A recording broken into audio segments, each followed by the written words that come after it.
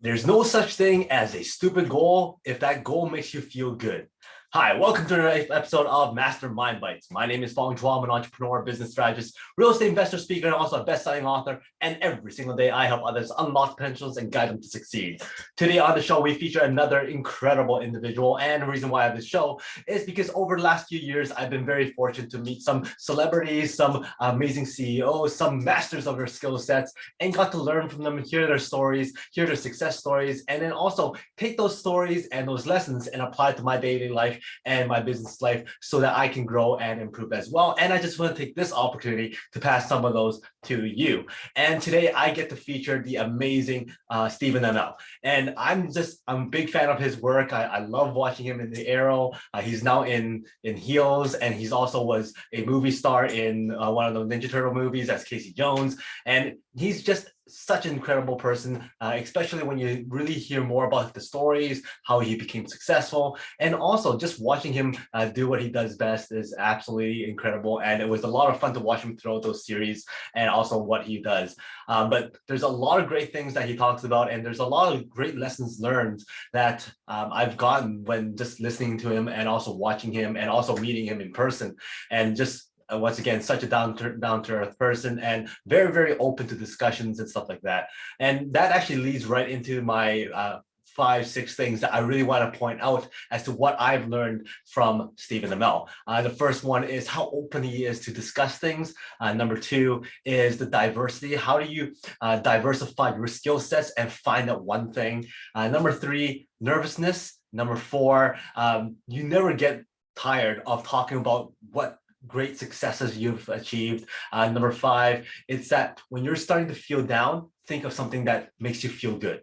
And then finally, number 6 is that when you start something, start at the basic level with a blanket slate so that you can start and re-hone your skills. Once you master something, move up, master something, move up again. But every time you do that, you're able to really improve and you're able to really be down to earth and be able to relate to the people you're working with.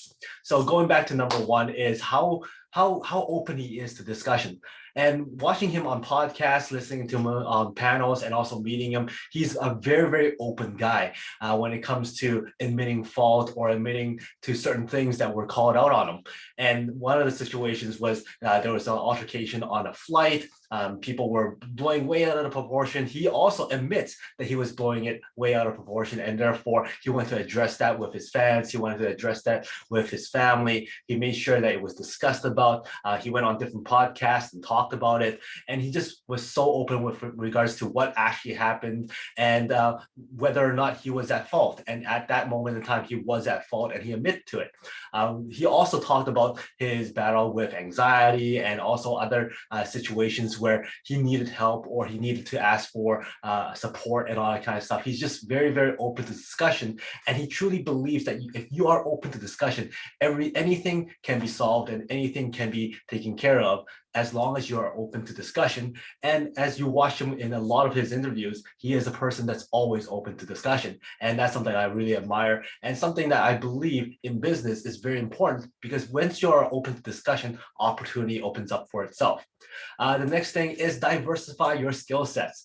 He actually grew up in a school system where it was absolutely vital that you have more than one skill set. So if you're a jock, if you're a person who's very good at sports, then they actually require you to go into drama so that you can do some other things that's different than sports.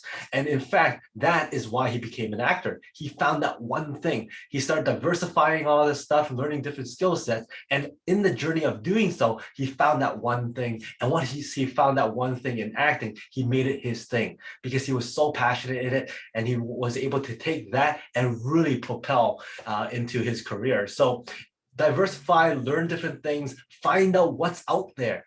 Find out what you may or may not be passionate about. And once you do find that one thing that you are absolutely passionate about, make it your thing and use that and expand on it. find out what else you can do with that one thing. And that's basically what he did. He found acting as his passion. And once he got that, he made it his thing.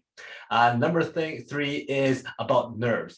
And for him, anytime he starts something new, anytime it's something of a beginning of something, he is nervous and he admits to it. So whether it's the very first episode in the pilot episode or the very first episode of season 8, he still has some nerves. And when that happens, it actually gives him that sense of, I need some validation. And he admits that he needs some validation. And because he feels that way himself, the way for him to conquer those nerves is, one, give validation to other people, support the people around him, telling other people in his group, good job, great work, so that they feel good, because he knows he needs that too. And once he gets that, then he feels those nerves come crashing down. So that's absolutely something that I thought was very important, because even if it's somebody like him who's been doing acting for so long, who's very successful, he still gets some nerves. And if he needs some validation, then it's okay for all of us to need some validation from our peers, from our supporters. And in order to get that, if you need to give your support to other people, give them validation, and it goes hand in hand. And another thing that will conquer nerves is your work ethic. He's a person that works very, very hard, and he feels that once you work very, very hard, you calm those nerves down because you're able to mitigate all those risks because you know you put in the time. So everybody still has nerves. Make sure you just put in time and seek for that support from the people around you. Number 4 is that he never ever gets tired of talking about his role on Arrow because he goes, that is a life-changing role.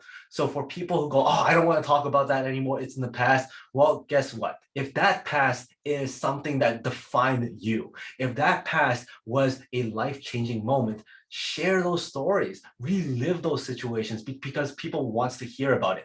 And because people want to hear about it, want to learn from it, it's to them, it's a great, amazing story that they get to hear from you firsthand. And for him, he always loves to relive those moments because for him, it's a life-changing role and he never gets tired of it.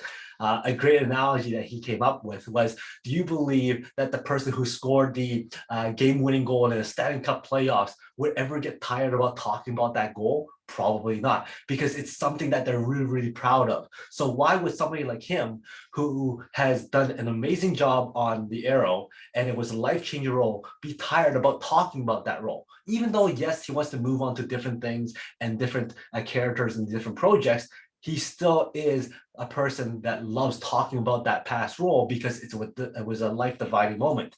So for us, don't give too much emphasis on what's next, what's next. Share those success stories, share those moments that was life-changing for you so that other people can experience it, so that you can relive that and feel good about yourself. Number 5 is that when you're feeling down, find those moments and conquer it by thinking of the good times, finding out what makes you happy and focus on that. For him, he focuses on his family. For him, he thinks about, hey, what was a great thing that happened in this very room that could overcome these emotions of a sadness in this room? So he focuses on those moments, focuses on those stories. And then he also believes that if you do more positive things, then you will feel more positive. The more you feel positive, the more things you do that's positive. So it's just feeding that positive energy.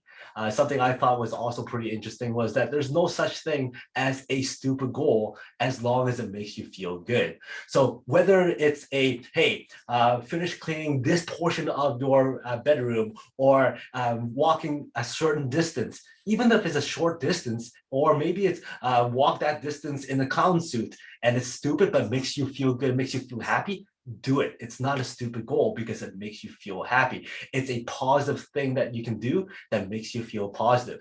And then next time, if you do feel down, you can think about those positive moments and you can smile about it and make yourself feel good again and bring that energy back up. Which is one of the reasons when, for me, if I ever feel down, I like putting on stand-up comedy routines so that it makes me feel good, makes me laugh, makes me relax a little bit. And more often than not, I forget about what's bringing me down. So always find ways to conquer those feelings when you're feeling bad. And then finally, number 6 is when you start something, Start it with a clean slate. Start it with a complete new blanket, because that way it lets you get grounded, gets you to relate to people around you, to relate to the subject, to relate to the project. And then once that happens, you can one step after another step. You never skip any steps. You are able to conquer it or overcome it or master it. And then you keep on building, building, building. So for him, that's something he does. It allows him to follow direction. He always remembers not to skip any steps, because there's no shortcuts. You have to follow every single step, as long as those steps are vital for you to accomplish those goals successfully. So those are the 6 things that I thought was very, very interesting, and also very, very important for business life, daily life, whatever it is, for us to be successful. And I just loved how he was able to utilize those lessons for himself, and then pass those on to people who are listening to his podcast or listening to his interviews. And I, for one, really appreciate those lessons learned from him. So just to recap those 6 lessons that I got from Mr. Stephen AMELL. Number 1 is to be open for discussion. Anything can happen as long as you are open for discussion. Number 2, diversify your skill sets, and while doing so, find that one thing that you're passionate about and make it your thing. Number 3, we all have nerves. How do you conquer it? Hard work and supporting others and giving validation to others. Number 4, don't get tired of your past accomplishments. Retell those stories, share those stories, relive those moments, make yourself feel good and be proud of those moments. Number 5, whenever you're feeling down, find ways of conquering those feelings, whether it's focusing on family or things that make you feel good, or those stupid goals that you thought were stupid but makes you feel good. Focus on those so that you're no longer feeling sad anymore. And then finally, number 6, when you start something, start off with a blank slate and then build from there, and then never ever skip steps. So those are the 6 things I got from Stephen AMELL. If you enjoyed this episode, then please go back and watch some of my other episodes on Mastermind Bites. And again, thank you very much for your time, your comments, your likes, your subscriptions. I love seeing those comments every single week. And until next time, today is the day to lock your peak potential. I'll see you later.